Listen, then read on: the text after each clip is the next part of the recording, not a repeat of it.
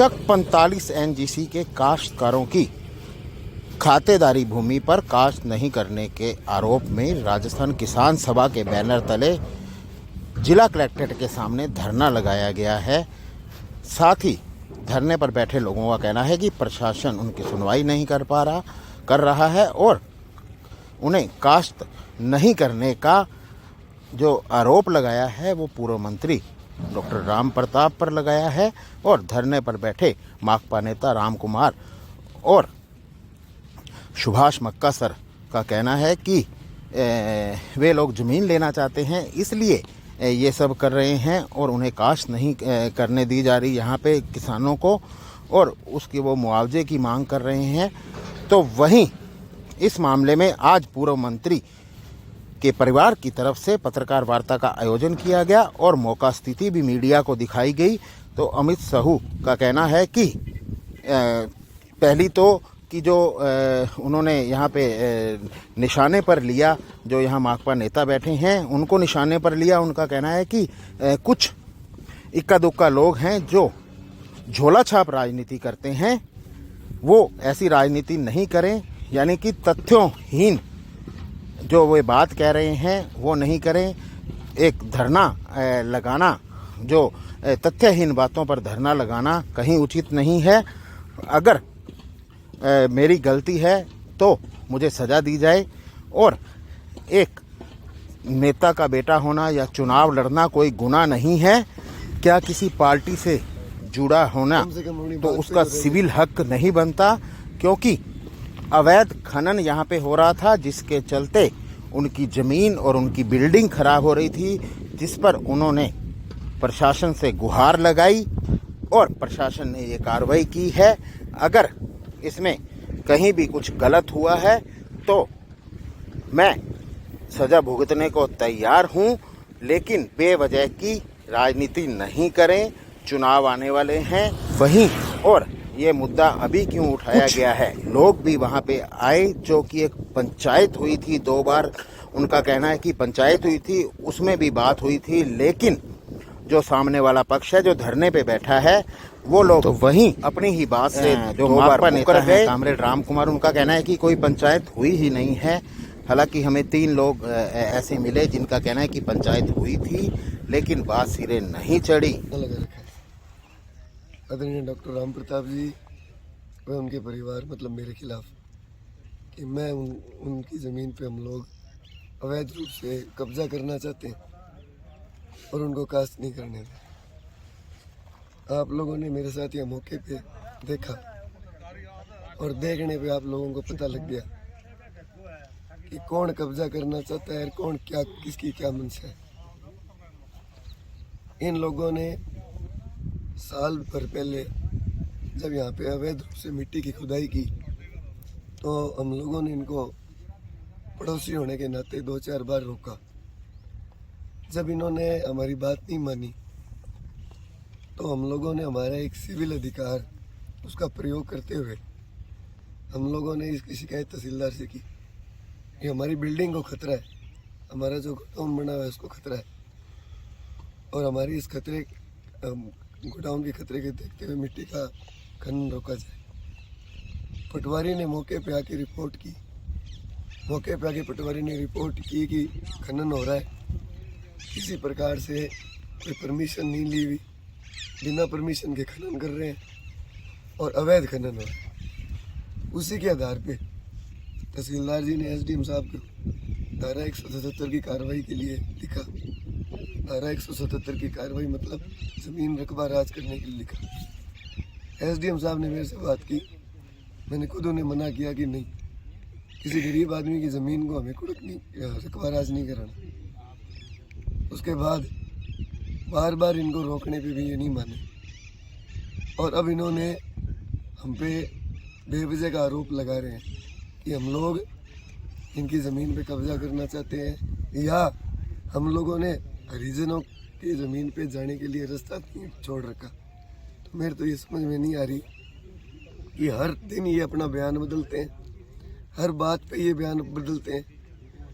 मेरे खेत के अंदर से या मेरी किसी भी ज़मीन के अंदर से कोई भी तरह का सरकारी रास्ता नहीं है, तो मैं किसी हरिजन को जमीन पे जाने से रोकूंगा कैसे?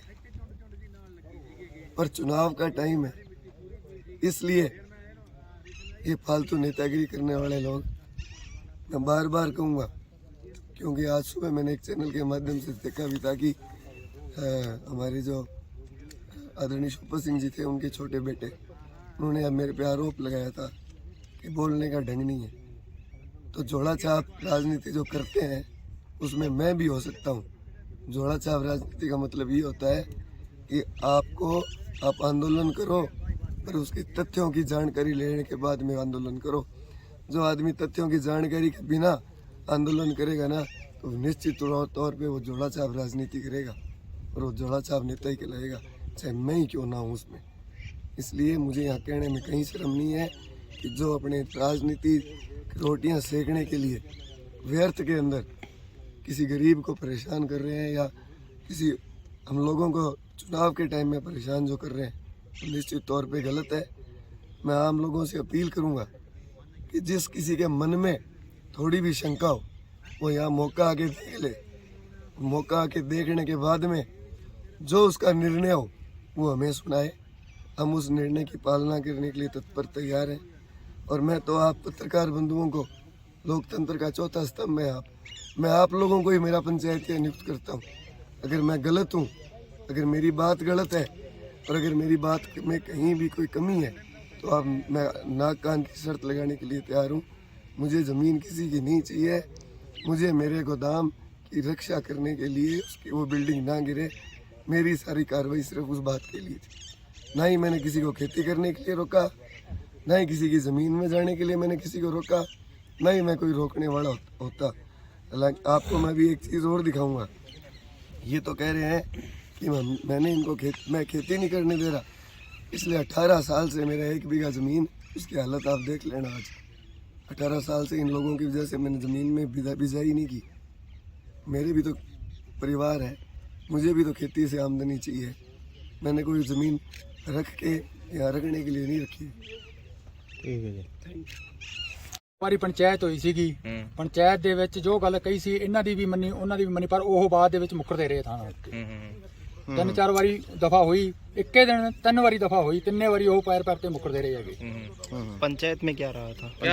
ਕੀ ਗੱਲ ਰੱਖੀ ਹੈ? ਲਾਸਟ ਫੈਸਲਾ 22 ਲੱਖ ਦਾ ਹੋ ਗਿਆ ਸੀਗਾ ਵੀ 22 ਲੱਖ ਦੇ ਵਿੱਚ ਮੁੱਕ ਗਿਆ ਸੀ, ਕਰਾਰਨਾਮਾ ਕਰ ਦਿਓ ਤੇ ਆਪਦਾ ਉਹ ਇਸ ਗੱਲ ਤੇ ਸ਼ਰਤ ਤੇ ਅੜ ਗਏ ਵੀ ਸਾਨੂੰ 22 ਲੱਖ ਹੁਣੇ ਦਿਓ ਤੇ ਰਜਿਸਟਰੀ ਕਰਾਓ, ਬਸ ਸਾਨੂੰ ਉਹ ਮਨਜ਼ੂਰ ਹੈ, ਸਾਨੂੰ ਹੋਰ ਸਾਰਾ ਫੈਸਲਾ।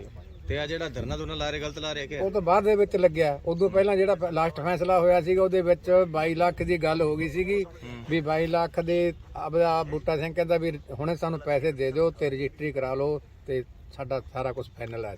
ਉਹਨੇ ਸਾਰਾ ਕੁਝ ਪੈਸੇ ਦੇ ਕਾਰਨ ਹੋ ਰਿਹਾ ਹੈਗਾ, ਪੈਸਿਆਂ ਦੇ ਕਾਰਨ ਹੋ ਰਿਹਾ। ਉਹ ਵੇਚਣਾ ਚਾਹ ਰਹੇ ਹੋ ਜ਼ਮੀਨ, ਮਤਲਬ ਉਪਜਾਊ ਮਿੱਟੀ ਚੱਕੀ ਗਈ ਮਤਲਬ ਹੋ ਗਈ ਸੀ ਗੱਲ। ਉਹਦੇ ਸਾਡੇ ਬਕਾ ਦਿਓ ਪਹਿਲਾਂ ਤਾਂ ਪਹਿਲਾਂ ਤਾਂ ਘੱਟ ਰੇਟ 'ਚ ਕਰੀ ਜਾਂਦੇ ਸੀਗੇ। ਲਾਸਟ ਦੇ ਵਿੱਚ ਕਰ ਕਰਾ ਕੇ ਪੰਚਾਇਤ ਦੇ ਵਿੱਚ ਇਹਨਾਂ ਨੂੰ ਅਮਤਨ ਭਾਈ ਜੀ ਨੂੰ ਵੀ ਕਿਹਾ, ਉਹਨਾਂ ਨੂੰ ਵੀ ਕਿਹਾ, ਅਮਤਨ ਭਾਈ ਨੇ ਤੇ ਵੀ ਕਿਹਾ ਸੀਗਾ ਮੈਨੂੰ ਕੋਈ ਲੈਸ ਲਾ ਦਿਓ, ਭਲਾ ਉਹਨਾਂ ਨੂੰ ਨਾ ਲਾਓ ਵੀ ਚੱਲ ਗਰੀਬ ਬੰਦੇ ਆ। ਕਰ ਕਰਾ ਕੇ ਅਸੀਂ 20 ਤੋਂ 22 ਲਿਆਂਦਾ। 22 ਦੇ ਵਿੱਚ ਗੱਲ ਫਾਈਨਲ ਹੋ ਗਈ ਸੀਗੀ।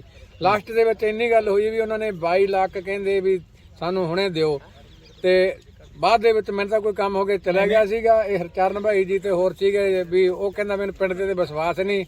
ਅਮਿਤ ਭਾਈ ਨੇ ਕਹਿਤਾ ਸੀਗਾ ਵੀ ਜਿਹੜਾ ਤੇਰਾ ਆੜਤੀ ਹੈ ਵੀ ਬੂਟਾ ਸਿੰਘ ਦਾ 100 ਕਿਲੋ ਵੋਟੀਆ ਆੜਤੀਆ ਸੀਗਾ ਤੇ ਗੇਜ ਦਾ ਸੀਗਾ, ਅੰਗਰੇਜ਼ ਸਿੰਘ ਦਾ ਸੀਗਾ ਹੇਮਰਾਜ ਜੀ, ਉਹਨਾਂ ਤੋਂ ਹਟਾ ਦਿੰਦੇ ਆ, ਤੁਸੀਂ ਮੈਨੂੰ ਨਾ ਬੁਲਾਇਓ। ਅਮਿਤ ਕਹਿੰਦਾ ਤੇ ਵੀ ਤੁਸੀਂ ਉਸ ਤੋਂ ਪੈਸੇ ਲੈ ਲਿਓ ਤੇ ਆਪਦਾ ਬਾਅਦ ਦੇ ਵਿੱਚ ਜੋ ਤਨਾਬ ਖਤਮ ਹੋ ਜਾਣਗੇ ਰਜਿਸਟਰੀ ਕਰਾ ਦਿਓ। ਠੀਕ ਹੈ ਜੀ। ਕੀ ਨਾਮ ਤੁਹਾਡਾ ਜੀ? ਮੇਰਾ ਨਿਰਮਲ ਸਿੰਘ ਹੈ ਜੀ। ਤੁਹਾਡਾ ਕੀ ਨਾਮ? ਹਰਚਰਨ ठीक है। क्या मैटर है? सतीपुरा के 45 एनजीसी के किसान 4 रोज से धरने पर बैठे। इनकी डॉक्टर राम प्रताप पूर्व मंत्री जो है उनके सपुत्र अमित शाह उनके गोदाम के साथ कल चिपटी हुई 6 बीघे जमीन जो किसी कार्य करने से बेदखल पिछले 3 साल से डॉक्टर राम प्रताप के सपुत्र ने इनको कर रखा। अवैध खनन का 177 का मुकदमा दायर करके इनको अवैध खनन के नाम पर जो स्टे लेकर इनको परेशान किया जा रहा है। और ये इसलिए किया जा रहा है कि इलाके की जो ज़मीन है वो काफ़ी कीमती हो गई हैं और औने पौने में कि ये किसान को परेशान करेंगे तो औने पौने में हम खरीद लेंगे।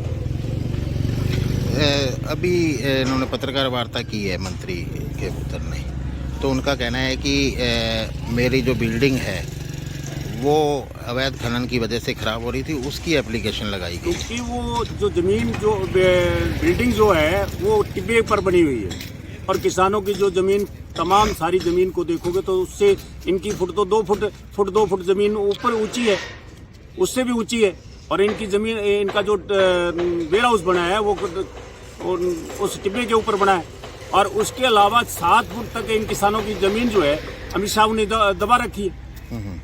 तो वहाँ कुछ और लोग भी आए थे पंचायत के, जो पंचायत भी हुई थी कोई?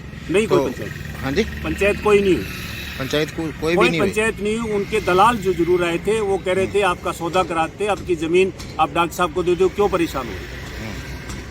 जो किसान अपनी ज़मीन नहीं देना चाहते, कहता हम खेती करेंगे। उन्होंने कहा कि 6 बीघे हरिजनों की ज़मीन पड़ी है वो ले लो, 9 बीघे ज़मीन हरिजनों की ले लो और ये ज़मीन अपनी दे दो। हरिजनों की ज़मीन क्यों ले ली? जब उनके नाम नहीं चढ़ती तो इनके नाम कैसे चढ़ेगी? ये कैसे ले लेंगे उस हरिजन की ज़मीन को? तो अभी क्या मांग है, मुख्य मांग क्या है? हमारी मांग ये है कि हमारे खिलाफ जो झूठी 177 की कार्रवाई की है वो निरस्त की जाए और हमारी ज़मीन जो है पूरी जो है नापी जाए और उसके साथ में मैं 3 साल का मुआवजा दूं। चौपट राजा की कहावत चितार्थ है। आज जो 5 रोज से यहाँ सतीपुरा के छोटे मध्यम वर्ग के किसान मंत्री के उत्पादित के कारण यहाँ बैठे हुए हैं और 6 बीघा पर अपना राज स्थापित करना चाहते हैं। इसके लिए न इनके खेत में पानी लगने देते, न इनके खेत में इनको जोतने देते। 177 का तहसीलदार महोदय द्वारा कार्रवाई की गई है और इनको डरा धमका के किसी तरह से इस ज़मीन पे कब्जा किया जाए तो ये मुनासिब नहीं है। हम यही कहते हैं, आशा करते हैं कलेक्टर महोदय से नम्र निवेदन करेंगे कि इनका जो भी है विवाद उसको समाप्त कराया जाए और मिल बैठ के इनका आपस में कुछ ऐसे रणनीति से आप समझौता कराएं जिससे ये भी बच जाएं। और साथ में डॉक्टर साहब ने तो ये करनी है, डॉक्टर साहब तो अंधे हुए हैं पैसों के लिए। अब पैसा चाहिए, सारा दिन पैसा चाहिए, क्या करोगे पैसा लेके? सुपर सिंह पैसा नहीं लेके, डॉक्टर साहब आप भी पैसा नहीं लेके जा सकते। ये तो दिन चल जाना है, एक दिन ज़िंदगी ऐसे रह जानी है। तो ऐसे करने से कोई फ़ायदा नहीं है। आपस में समझौता करो, बैठ के वार्ता करो, तभी ये समझौता होगा। बिल्डिंग नहीं है, बिल्डिंग वहाँ पास में नहीं है, वहाँ दीवार है, दीवार भी इनके अंदर है। ज़मीन मिलो उसके बाद में बात करो। ऐसे नहीं होता कि हमारी बिल्डिंग आपकी बिल्डिंग इतनी आप इतने नासमझ नहीं थे कि जब आपने यहाँ माटी उठाई और तब तो ये बोले नहीं, और आप कह रहे हैं कि हमारी बिल्डिंग को खतरा है। तो बिल्डिंग को कुछ खतरा नहीं है, खतरा है आपकी उस दीवार को, जो दीवार इनके अंदर निकाली हुई है उसका खतरा है।